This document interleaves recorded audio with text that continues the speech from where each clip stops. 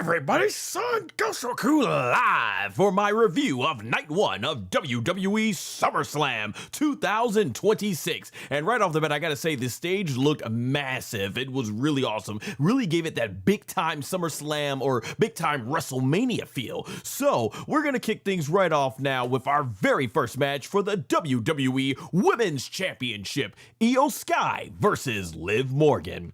Alright, so the match starts off with some pretty good back and forth action between both women. I thought it was actually much better than their match that they had a month prior in the Queen of the Ring finals at Night of Champions. The match has a lot of great spots. The audience was really into it. We saw a Spanish fly from the top rope, and then I would say very early into the match, Raquel and Roxanne do get involved pretty early. Raquel just freaking awesome, does like this choke slam and then just tosses Chuck's eel like halfway across the ring. It looked sick. It looked devastating, especially from the camera angle that they had it from. And it's from there that Raquel, after she does that, eventually IYO SKY takes all three of them out with a dive from the top rope to the outside. And we get some great back and forth action, great near falls. There's a part in the match where Liv Morgan does a code breaker off the top rope, and basically IYO SKY just goes jumping off to the middle ring. The sell was good. Like, I'm talking Scott Hall selling for the Stone Cold Stunner at WWE WrestleMania 18 levels of selling. Her body just went flying. Phenomenal. I can't put over IYO SKY's selling in this match more than I can already and stuff. It's fantastic. And then so for as we go through the rest of the match here, they eventually get to like the edge of the outside of the ring and the edge, and IYO SKY does a German suplex to Liv Morgan right there on the edge, and IYO SKY even eventually does the Meteora. She's doing it a lot through like the turnbuckles and the side, but here she does it right with Liv Morgan placed up against the knee up against the what was that called, the ring post, and man, you hear the sickening thud when her knees hits the steel. It looked awesome, sounded devastating for sure, just really sickening and stuff in the way that it was sounding. And then there's a great sequence where Liv Morgan does the Oblivion, and it looks like she's nearly spiked IYO SKY on her head, but IYO SKY is able to do a forward flip basically in order to avoid the Oblivion. It looked fantastic, but when you actually thought IYO SKY was going to come back with something spectacular as another counter, Liv Morgan ends up actually hitting a second Oblivion, and she scores the 1-2-3 to retain the WWE Women's Championship. And what I could see from the front row, at least, a lot of people gave this match a standing ovation. I stood up, man. I had to tip my head off if I had one. If I had a hat off to both these ladies, honestly, for the match that they did. Like I said, this basically took their Night of Champions, Queen of the Ring finals, and just knocked it straight out of the water, sent it into orbit, deep into space, because this right here is the match that I think is going to be most remembered and everything. And honestly, I am glad that Liv Morgan retained, just because, and this has been one of my things about watching, as you guys know on this channel right now, I do seasonal reviews, but I do keep up with the product. And I will say one of the very disappointing things is that, I know Liv Morgan character-wise goes around and says she's the greatest WWE Women's Champion of all time, but I think a lot of us would agree when you're not defending the championship, it's probably going to be remembered as one of the worst WWE Women's Championship reigns of all time, and here's my thing.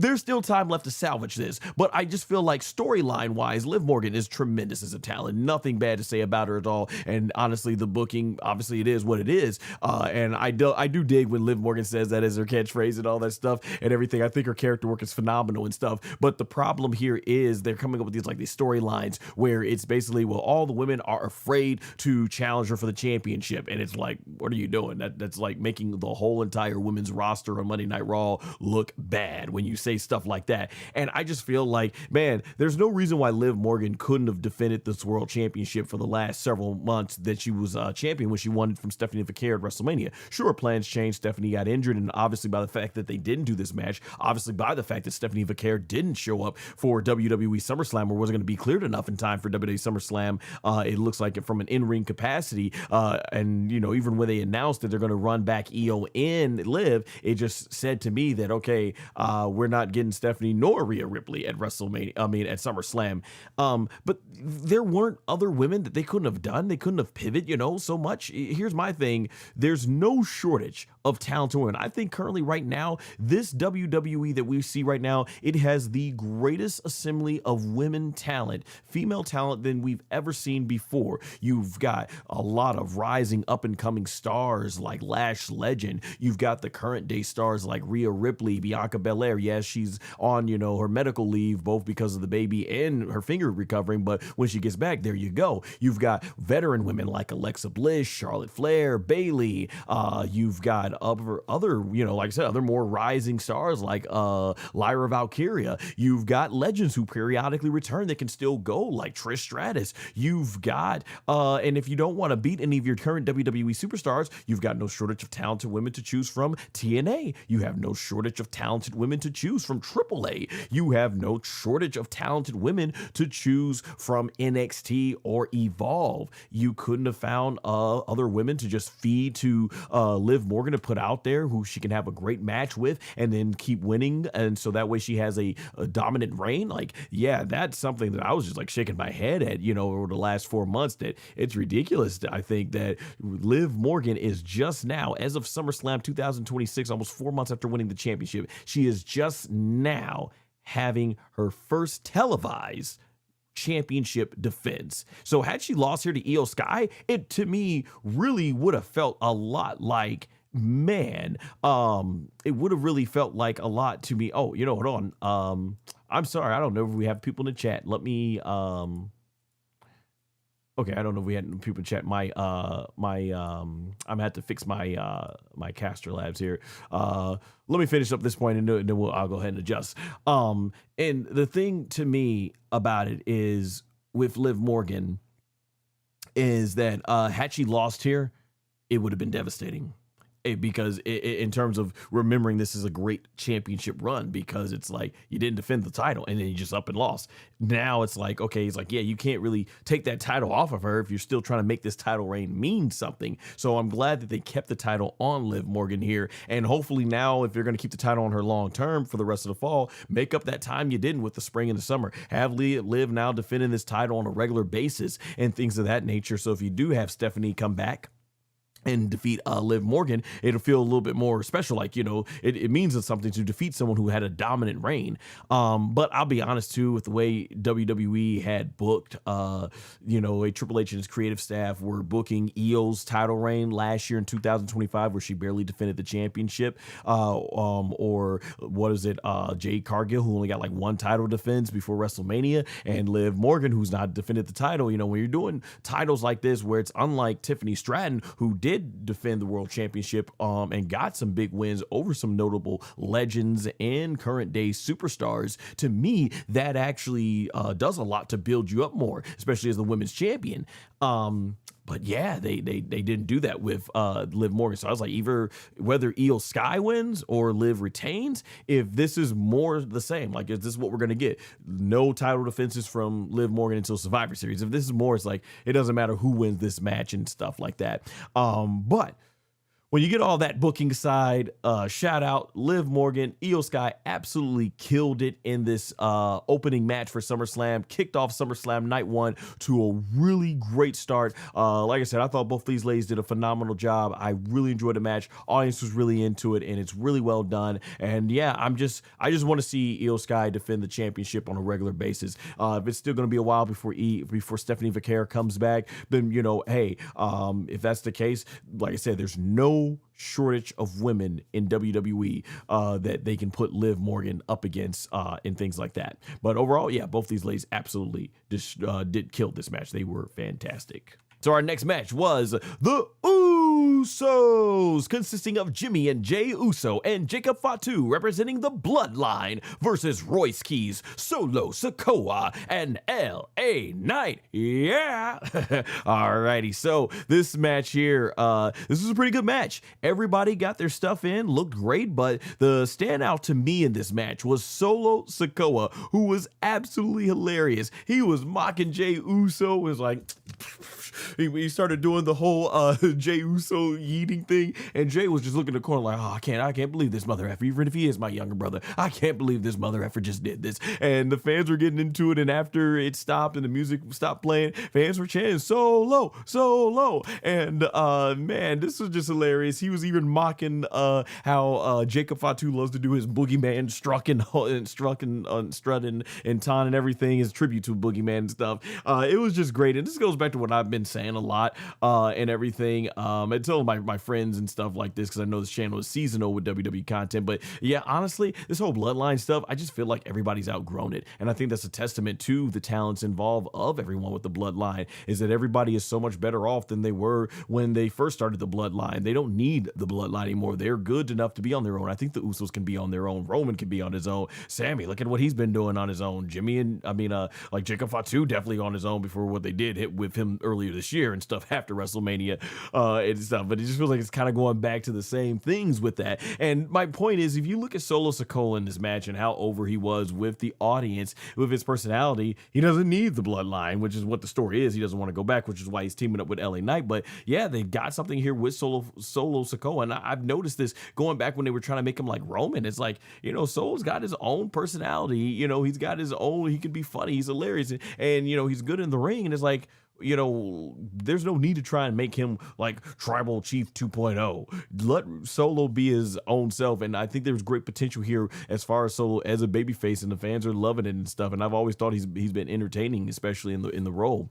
At one time though, I redid that part already when he runs it back and being hilarious. So in the reason why the bloodline, and I said that's the reason why the bloodline doesn't need it. Just trying to find my part in my notes here. Okay, but the big thing for me at the end of this match is at the end, LA Knight kicks out of the Uso splash and escapes the 1D and then hits the bloodline, not the bloodline, he hits the blunt force trauma. I don't know, my notes got all messed up there, but he hits the blunt force trauma to score the pinfall victory 1-2-3, which was a much needed win for all three of them. I think Royce Keys, Solo Sikoa, LA Knight, and at the end there's even Solo Sikoa.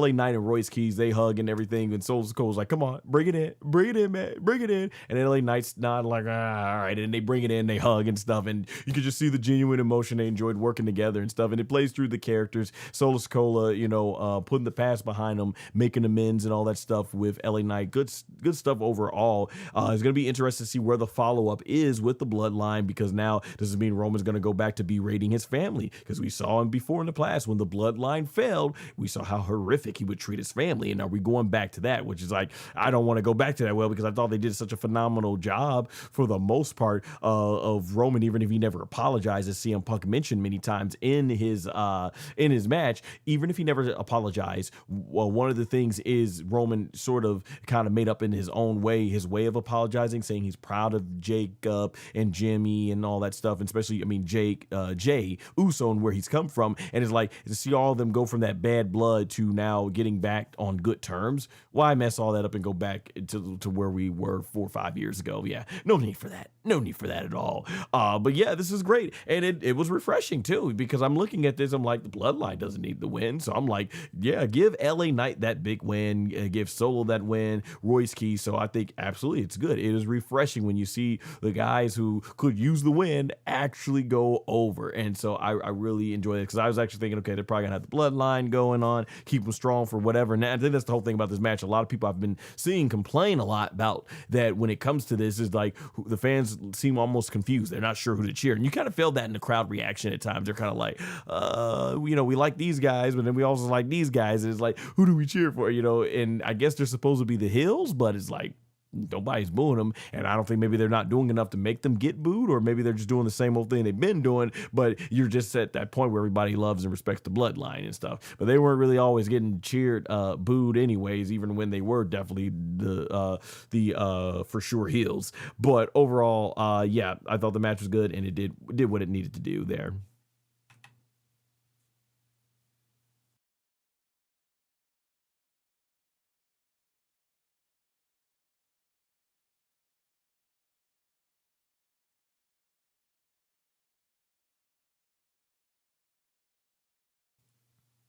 All right, so the next match was Nick Aldis versus the Ring General Gunther.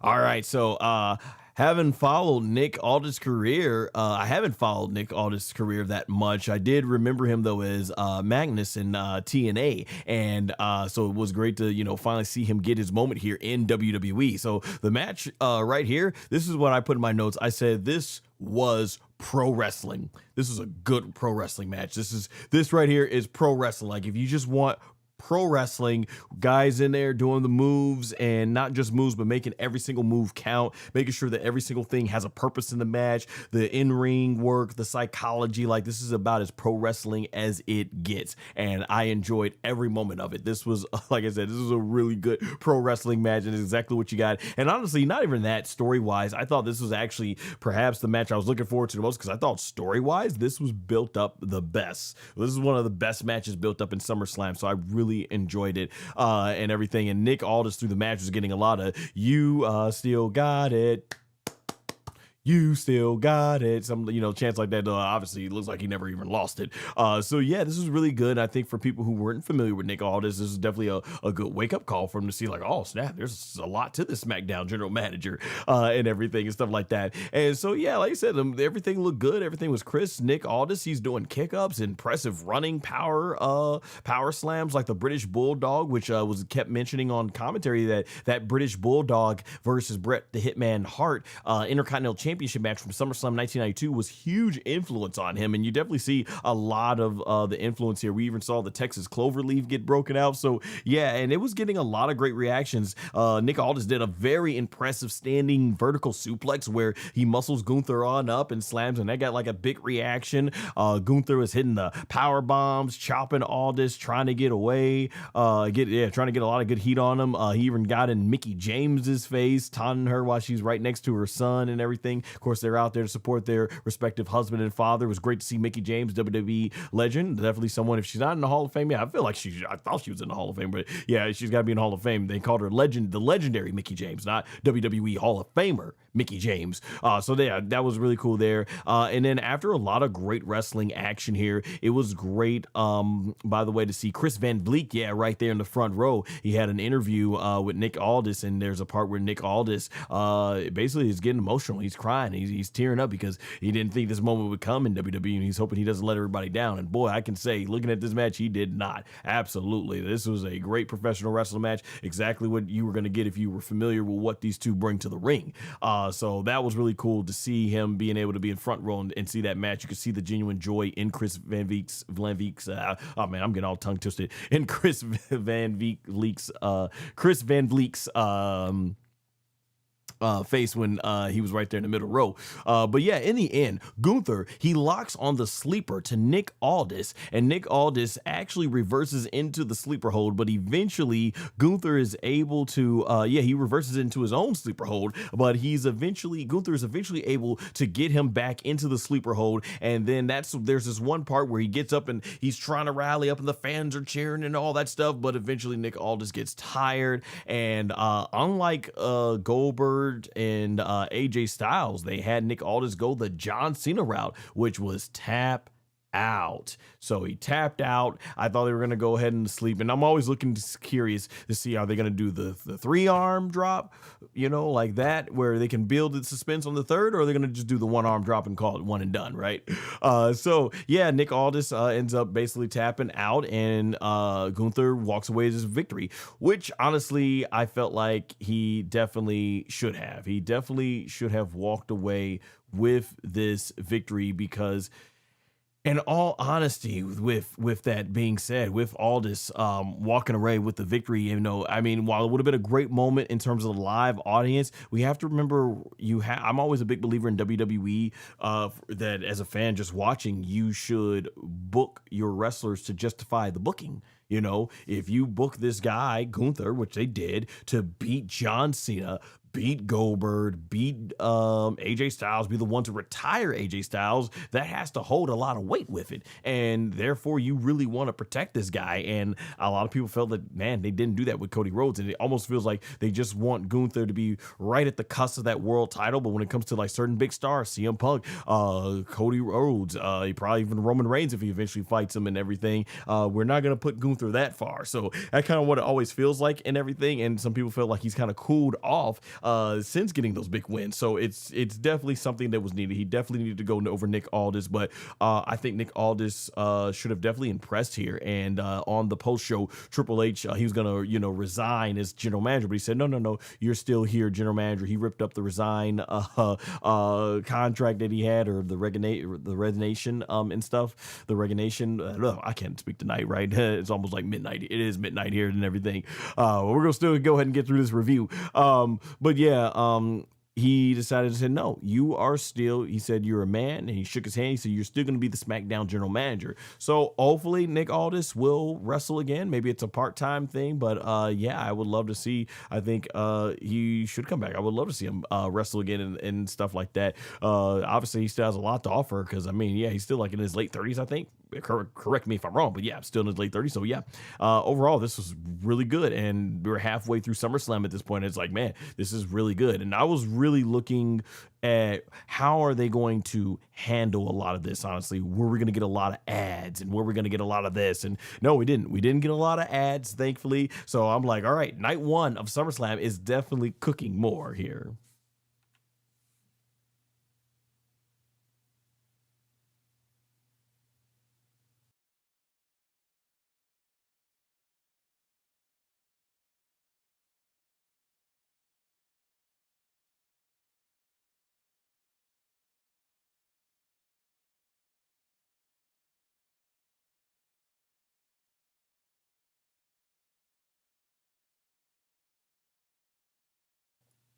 All right, so our next match was Fatal Influence, consisting of JC Jane, Fallon Henley, and Lainey Reed versus the Bella Twins, Brie and Nikki Bella and Paige. JC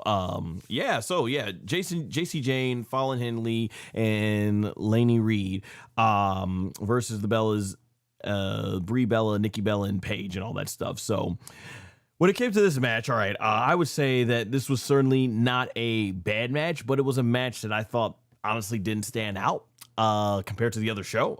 So it is what it is there in terms of it. I mean, the matches and what you got from all six women, it was good for what it is there. One of the particular matches that I took note of here was Brie Bella. I think she got slammed into, I don't know if it was from Fallon Henley or Lainey Reed.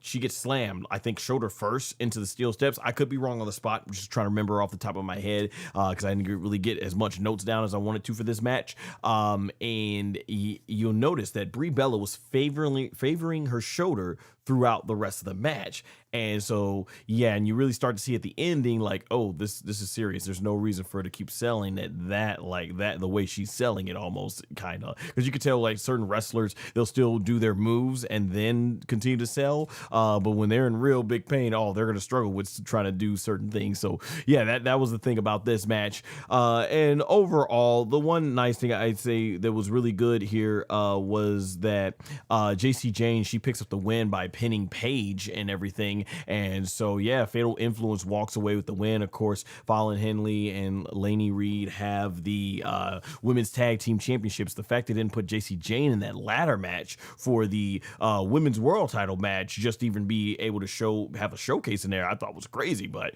yeah, they didn't do that one. I mean, I would have wanted to have her get showcased in that and everything. But hey, at least Lash Legends in there, so they are showing, they are at least taking some of the up and coming women to put in that match. But we can talk more about that tomorrow night on night two's review. The big thing is, I felt like this match was kind of what you would see on your standard Monday Night Raw or standard SmackDown match. But I think the biggest reason why this match was on the show was for the ending. And this is where I'm going to say, if you came to the review looking for, holy crap, I didn't see that coming. Oh, snap. Nikki Bella turned on him. Dang. Holy crap. Nikki Bella actually turned. Yeah, if you think you're gonna get that, you're not gonna get any of that out of me, because let's be honest, man, I've been following the Bella Twins career in WWE since I was a teenager in high school. Some of you out there who are younger than I am, you probably been following the Bella Twins since you were kids. So even now, if you're in your early 20s, you know what it was. Now, if you were shocked, by all means, I'm not trying to destroy your fandom and everything. Enjoy fun, have it. You know, if you're shocked, go ahead and be shocked. Obviously, might be your first rodeo around here for WWE, but yeah, I mean, this is just in the nature of the Bella Twins. Like, there's nothing that I ever said this was never gonna happen.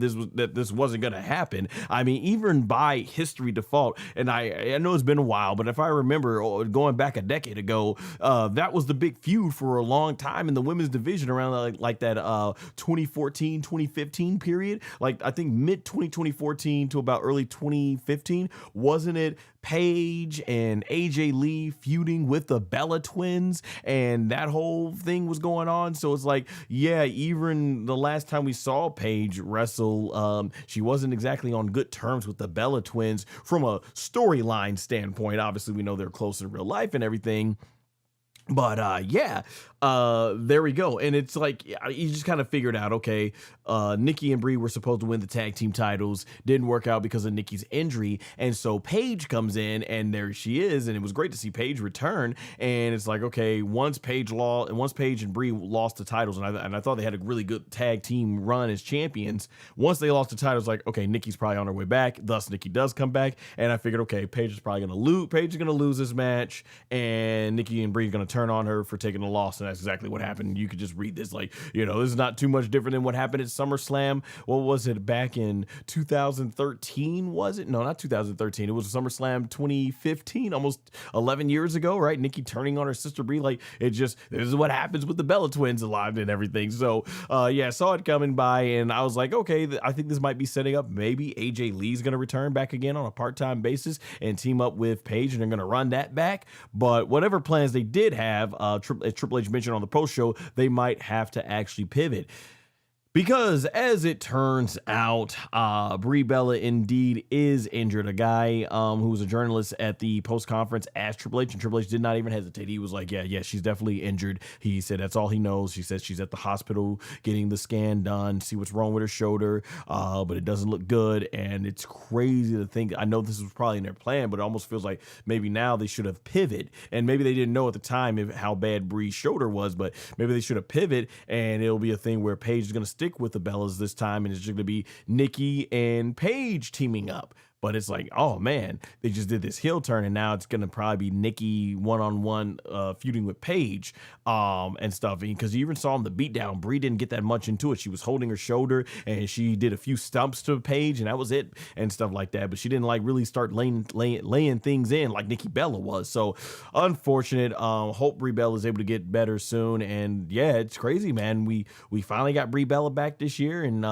we're getting prolonged at the Bella Twins. You know, we haven't gotten a lot of time yet this year to see the Bella Twins back in action, you know, in the tag team division. So it is what it is here, but I am hoping that we get Paige soon, getting back into some singles action and just basically making up for lost time, you know, wrestling a lot of the big superstars that have come up in the last decade, and being in there and hanging with some of the current day fans. I mean, the current day wrestlers, female wrestlers. It's crazy to think. Like I said, Paige is really young. Like how old is Paige?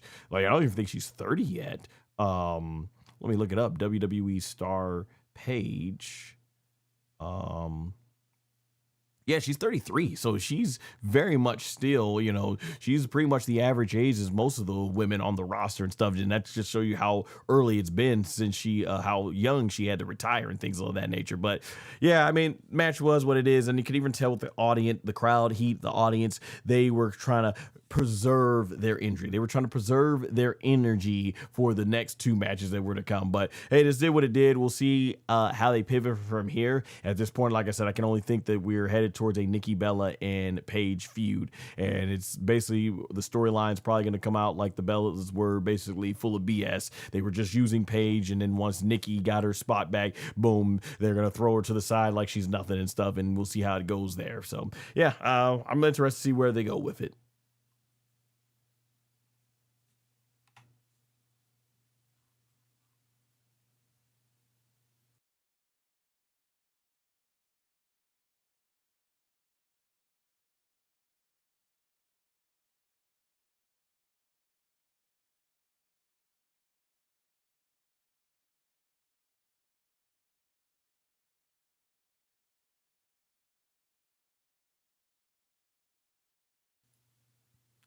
All right, the next match was for the WWE Championship. Cody Rhodes versus CM Punk. All right, so Cody Rhodes, he comes out to a Street Fighter theme entrance since he's playing Guile in Street Fighter movie. So hopefully we see another cool Street Fighter like entrance tomorrow night, or well, now it's midnight, later today for Roman Reigns as he's playing Akuma tomorrow. Yeah, Akuma in Street Fighter. So CM Punk, he comes out. Actually, I forgot what was CM Punk's reference was. Let me check it out right quick. Oh, I forgot to put it in my notes. What was CM Punk's reference to tonight at WWE SummerSlam? All right, so yeah, CM Punk wore a custom green and yellow jacket and ring gear, paying direct tribute to the historic Minnesota North Stars NHL team. Okay, so there we go. Or that was 2020. Yeah, the green and yellow shirt. Okay, so yeah, it was paying tribute to them. All right. All right, so it was paying tribute to them and everything like that. So that being said, obviously I'm no sports guy, so that's why I would have went over my head. I forgot to take notes down on that and stuff. Probably because at the time I'm just doing voice to text notes, so like I can't fill in the reference. I do some little live researching right there. But yeah, if you're a sports fan, NHL, there you go. That's your thing right there. All right, so but that basically being said, the match starts off with some pretty good intense tying up in chop action between CM Punk and Cody Rhodes back to back, and then from here it's crazy. It gets really crazy. This is me thinking that it's crazy because it's like wow, two of the biggest stars from AEW are now here in WWE fighting for the the WWE Championship. Like, imagine telling someone 5 years ago, back in 2021, like, oh man, look at CM Punk and Cody Rhodes in AEW. Those are the guys half a decade from now that's going to be fighting at WWE SummerSlam for the WWE Championship. You would have probably looked at someone like they're crazy, like me, like I'm crazy. But you know what? It happened. It's real life and it's going on now. And that's what we got. So it is crazy to see how things worked out in the world of professional wrestling like that. But yeah, there's a lot of good back and forth action. At one point, CM Punk jumps on the barricade with a nice flying clothesline to Cody Rhodes. So there's a point in the match where CM Punk gets,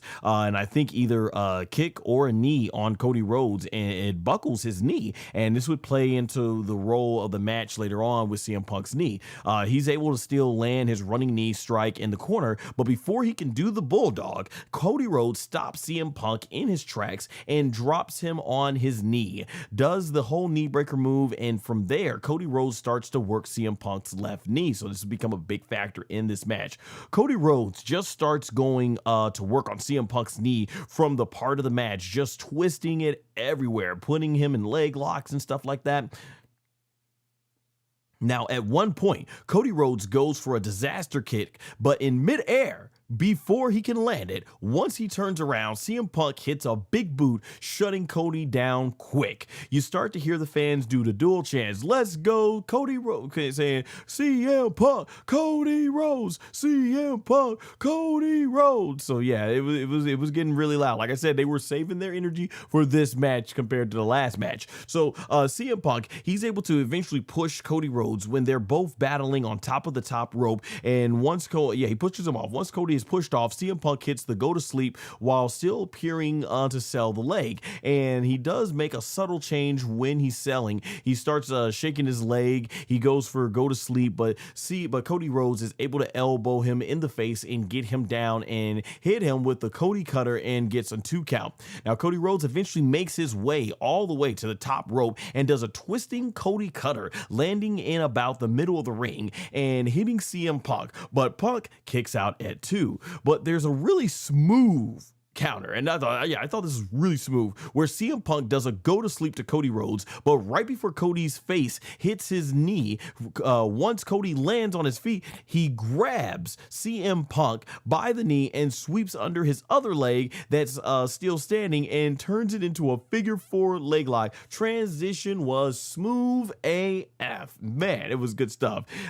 Then there's another smooth transition at one point when CM Punk goes for a pinfall cover to see, it goes for a pinfall cover. CM Punk, he basically rolls Cody over and transitions it perfectly into the Anaconda Vice, which Cody is able to break out of because he gets his leg on the ropes. There's even some nice selling from CM Punk where he goes for a kick on Cody Rhodes and ends up hurting his leg, and he has to shake it out. So really love those little subtle details that CM Punk would put in there as he is trying to continue to sell the leg and show the beat down that his leg is taken in this match.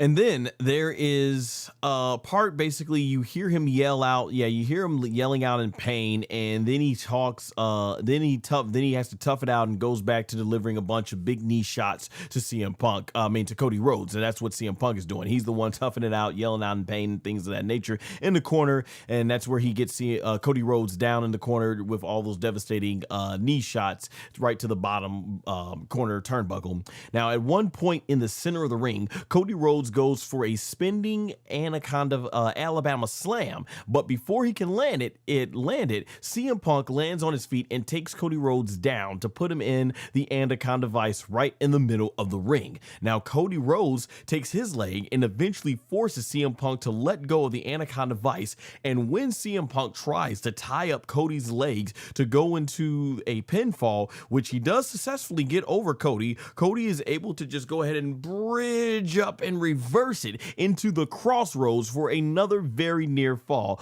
Audience is going crazy at this point. Match right here, I was feeling is straight fire. Both guys just going back and forth. Great action it's just some great, excellent action.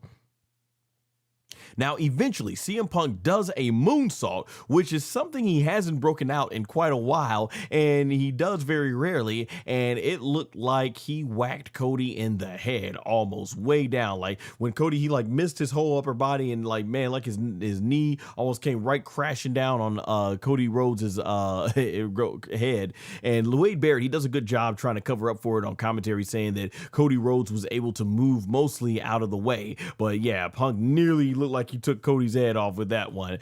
Now, CM Punk, he does eventually land the go to sleep, and though Cody goes down, Punk takes a while to get to the pinfall because he hurt his knee that he has been worked on all through the match, and that's been worked on all through the match in the whole process of the match, giving Cody just the right amount of time he needed to recover to be able to kick out at 2. Now, after some battling outside where the announce tables they're cleared off on the tops, Cody Rhodes throws CM Punk back into the ring, only for Cody to get right back into the ring and follow it up with a GTS, which he does escape losing by grabbing the bottom rope this time when he does the kick out and everything.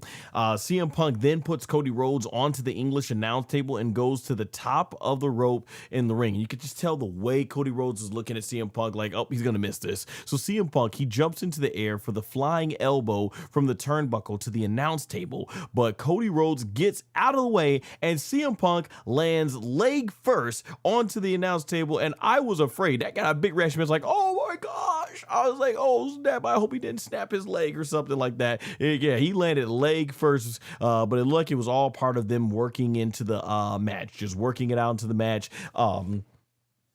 Because that was a huge risk for CM Punk to definitely take with his injury history and things like that. But yeah, he's still going out there putting on huge matches like this. So the announce table did sound horrendous too when it broke. And CM Punk landing leg first, and the commentators were mentioning that how that's the injured leg. So once the action gets back into the ring, Cody Rhodes goes for a Cody cutter, but CM Punk gets out of the way and he lands it on the referee Charles Robinson, knocking him out of the match completely. CM Punk then does the go to sleep to Cody Rhodes, but Cody is able to take CM Punk out again, out of the ring by hitting another crossroads on him. From there, the crowd goes wild because Randy Orton makes his return back to a huge ovation from the audience and hits Cody Rhodes with the 3 most dangerous letters in WWE: RKO. And then Randy Orton, he basically winks at the camera and at the hard camera, that is, and he runs out of the stadium clapping as he's running away and everything.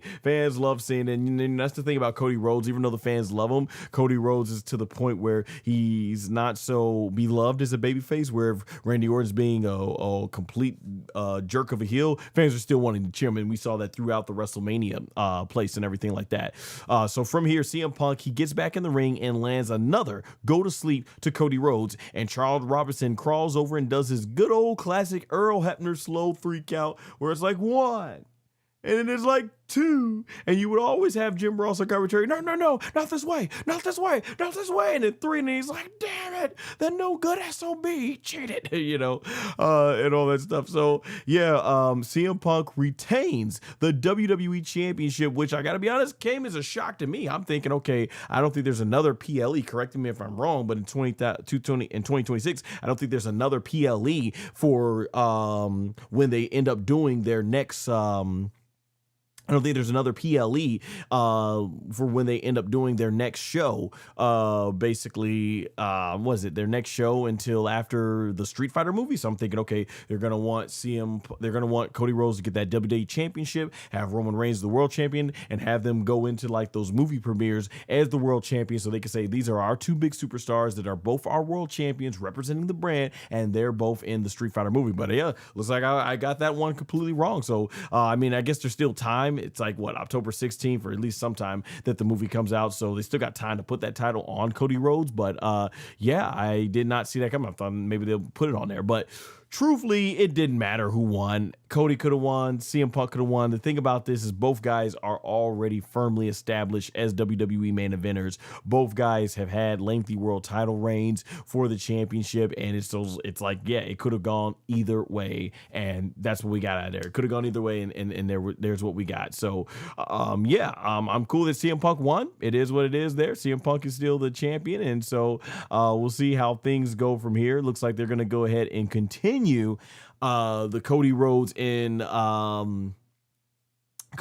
Randy Orton feud. It'll be interesting to see what's next, as CM Punk did call out one of the next participants in our next match we're going to talk about for the main event on the post show. But interesting enough, this is another pattern. Cody Rhodes, for the 2nd year in a row at SummerSlam, has had a far better match than what he had at WrestleMania. That match he had last year with John Cena at SummerSlam 2025 blew their WrestleMania match out of the water. This match that Cody Rhodes had with CM Punk blew his match with Randy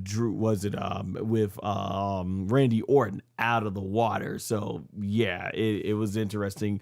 It was good to see that there, and hopefully they can stop this trend like next year. Hopefully whoever, whether it be Triple H or TKO, hopefully next year Cody Rhodes has a banger of a WrestleMania match and a banger of a SummerSlam match. But yeah, this match absolutely cooked. Definitely I can see it ranking very high. It will probably rank very high unless all these matches tomorrow night or later on tonight blows everything out of the water. Yeah, this match is definitely ranking high. I can imagine in my ranking of all the SummerSlam matches.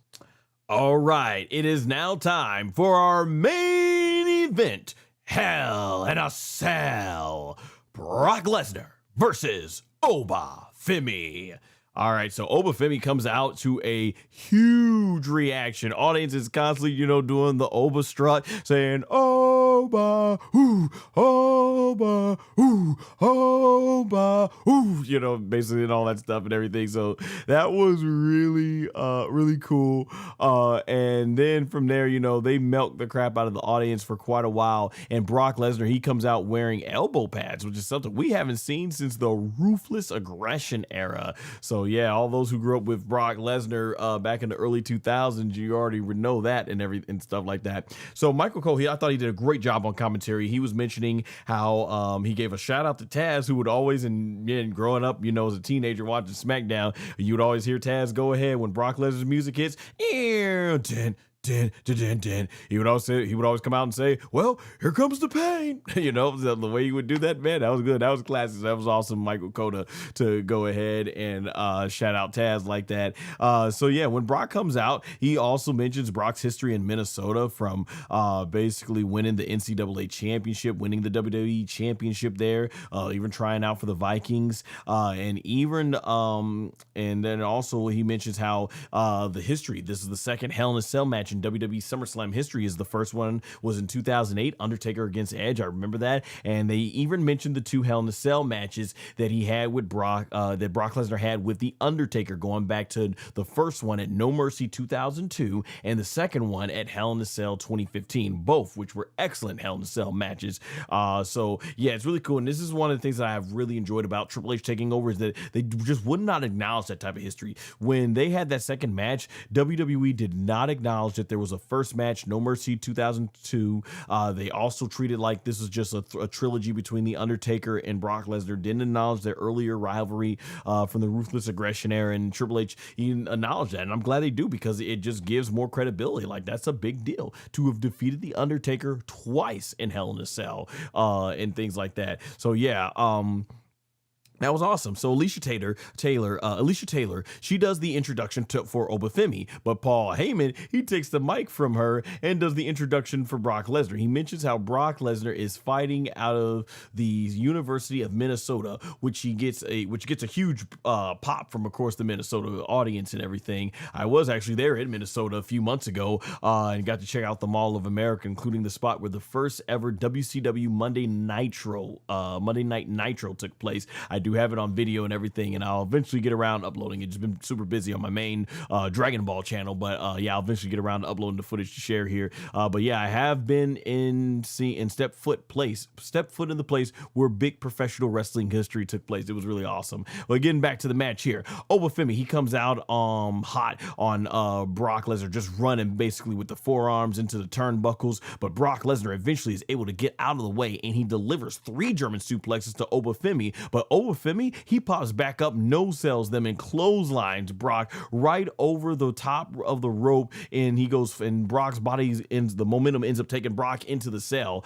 They start slamming each other hard into the steel steps outside of the ring. Michael Cole even mentions how much Mr. Perfect meant to Brock Lesnar's career, talking about Kurt Hennig, of course, who's also went by the name Mr. Perfect in WWE, and he also is from Minnesota, so that was a big nice way. I just really love how the commentary tied in all the history together here. So Oba Femi, he then Irish whips Brock Lesnar hard to the table, breaking it, and it looks like it's a very impactful blow, because Brock's body, it goes through the table, and then his body ends up hitting the cell wall, and it bounces off of that. So that was really, really cool. But as Oba Femi gets in the ring, Brock Lesnar devastatingly hits Oba Femi with steel steps. Yeah, those shots looked nasty. They sounded nasty, especially when Brock hits them a third time with the steel steps. These were chair shots with the steel steps. Yeah, these steel steps, the way Oba was sending, he got his hands up to protect himself, but yeah, it just sounded and looked great. Brock Lesnar, he then hits 2 more German suplexes, and we start to see the welts punishment starting to form on Brock Lesnar's back. At the point, it's like, ladies and gentlemen, we are in war here. This is a war, and that's what it felt like watching this match. So Brock Lesnar, he then starts doing the standard suplexes to Oba Femi, with the third one landing right to the steel steps, so that had to be painful. And in a great counter, Brock Lesnar goes for the F5, but Oba lands on his feet, Irish whips Brock into the ropes, picks him up, and just slams him down hard. And at one point, Brock Lesnar tries to do an F5 on Oba Femi again, but Oba counters and turns it into a choke slam, and then he picks Brock back up and throws him. Doesn't really like toss and throws him halfway across the ring like he did at WrestleMania, but he picks him up and kind of sort of just drops him down and everything and stuff like that. But hey, still being able to do that to Brock Lesnar is amazing strength. Brock from here, basically, it looks, basically Oba Femi hits the fall from grace powerbomb to Brock Lesnar, but this time Lesnar kicks out, even though it took only one to finish him last time. So we are seeing development here, Brock being a little more tougher than he was in his first match against Oba Femi. And in a callback to his 2015 match with The Undertaker, while in the position of pinning for the fall from grace powerbomb, Brock Lesnar sits back up to like The Undertaker and then delivers 3 F5s to Oba Femi, but Oba kicks out at 2, which falls in exactly with where they were going with the match, basically, because if you all remember, Brock Lesnar took about 7 F5s to finally put Oba Femi away. So it would make sense there, for the sake of consistency, that Oba Femi is kicking out, basically, because that's what it takes to beat him. So I did enjoy that they stayed consistent with that. In the commentary, they're doing a great job showing the shock on selling the shock on both men faces, because at this point in the match, they've hit each other with everything they got, everything, and it's still not enough. I'm gonna take a quick water break here.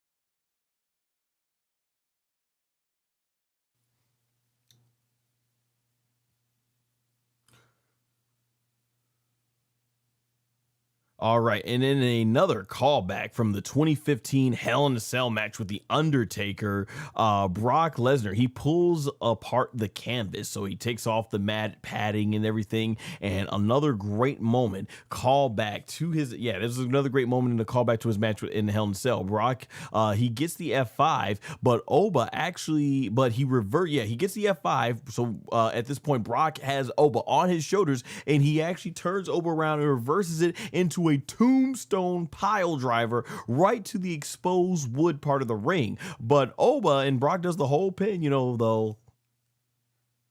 whole type of pin like The Undertaker, but Oba kicks out at 2 and he just starts powering up and everything and stuff, basically, and Brock can't believe it. It is crazy. Audience starts going wild at this point.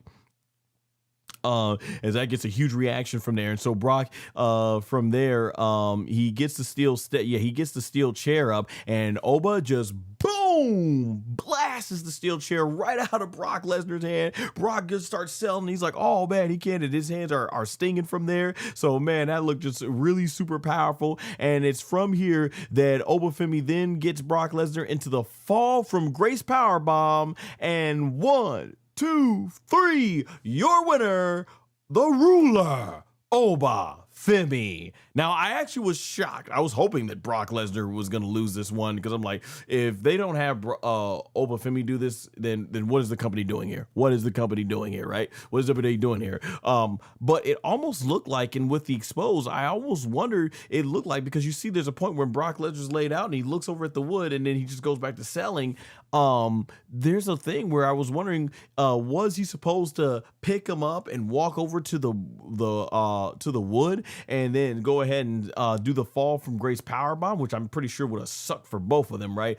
Brock's back landing on pure unprotected wood, and Oba landing, butt first on at full weight onto the full the wooden exposed wooden area of the ring. Like, yeah, that probably would have definitely stuck on his lower back, and everything. But I think that's what they were trying to do. But there must have been some not miscommunication, but mistime or misposition. Yeah, it wasn't positioned right, and so he does it on the padded area and stuff. So would have been nice if they could have pulled the spot off. Would have been nice to see the fall from grace power bomb on the steel, on the grounded area, on the wooded area, the exposed wooded area. But it is what it is there, and everything, but it was ultimately the right thing to do. So what's very interesting, what's going to probably be most remembered about this match is Brock Lesnar. he basically goes halfway. He's halfway up the ramp. He goes back in and he gets back in the ring and he basically goes to shake Oba's hand, but then stops and just gives Oba a big hug. And the fans go wild. And in the background, Paul Heyman and Oba Femi shake hands, and Brock grabs the microphone and he basically says, he then points out to himself, he says, basically everyone, he says, ladies and gentlemen, and everyone watching around the world watching this, and he drops an S-bomb here tonight, let us give it up for Oba Femi. And then he points to himself and says, I want to say, he goes like, I want to say, I'm the past. And he points to Oba Femi. He's the future. I'm the past. He's the future. So that was really cool to see. And from there, he hugs Oba Femi one more time, or no, he gives Oba Femi a big pat on the back, and him and Paul Heyman exit the ring, going up, and they're basically leaving it open. Like, is this going to be Brock Lesnar's match, or is this it? Because this is where it was rumored that Brock would actually be having his final match and everything. But Brock, like Triple H says at the press conference, Brock Lesnar is going to do what Brock Lesnar wants to do. That's just how it's going to be.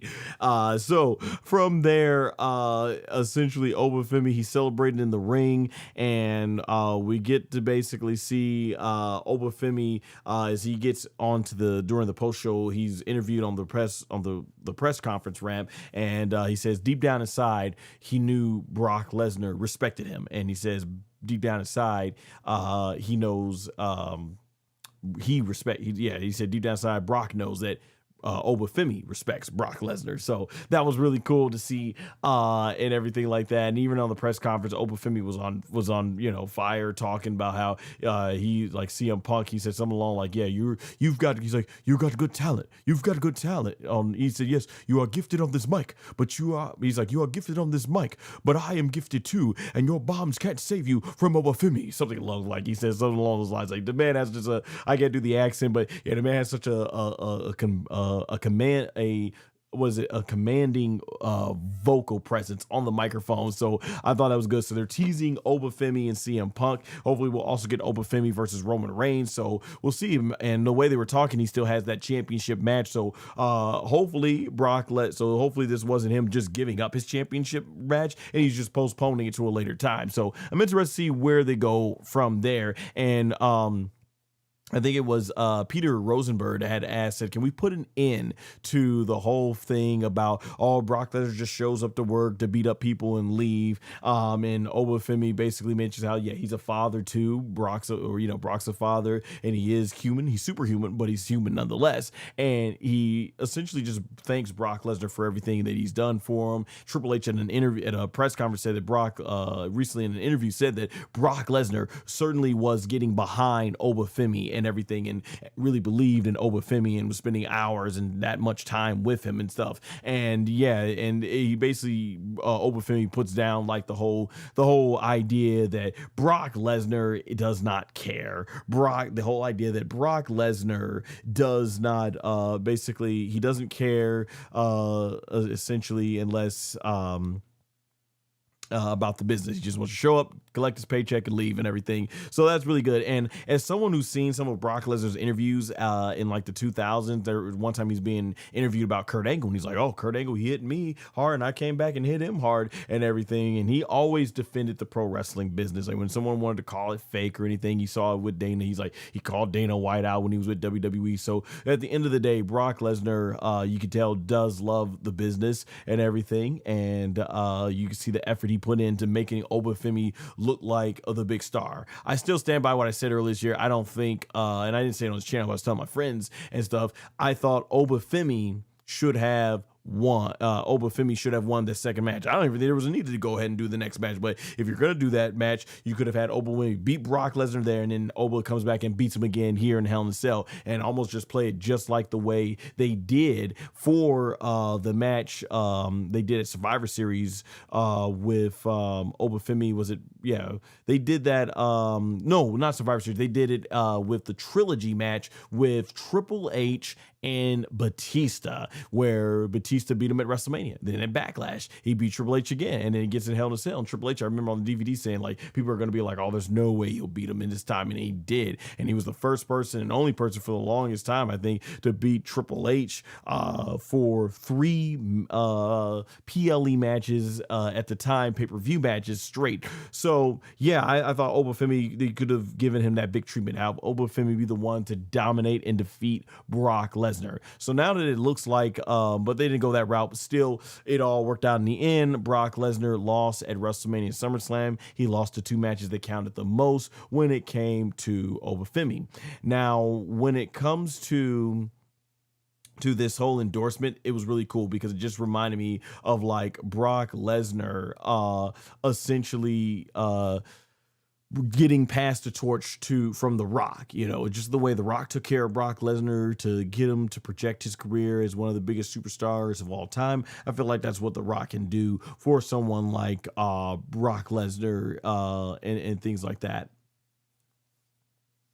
No, like the way The Rock put over Brock Lesnar to send him to the top. That's what Oba Femi just experienced, I feel, with Brock Lesnar. Brock Lesnar took Oba Femi and gave him that endorsement and things of that nature. So here, he played the role of The Rock, Brock Lesnar did. He played the role of The Rock, and Oba Femi played the role of the young Brock Lesnar. And hey, who knows?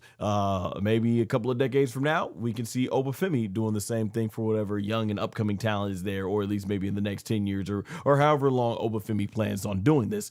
But overall, I did enjoy the match. I will say, as a Hell in a Cell match, I thought Brock Lesnar's previous 2 matches with The Undertaker were better. If I had to rank them, I would say this match with Oba would be number 3. The second match he had with The Undertaker would be number 2. And the first match he had with The Undertaker at No Mercy 2002 was the top 1. Yeah, they didn't really utilize the Hell in a Cell as much as, like, say, CM Punk and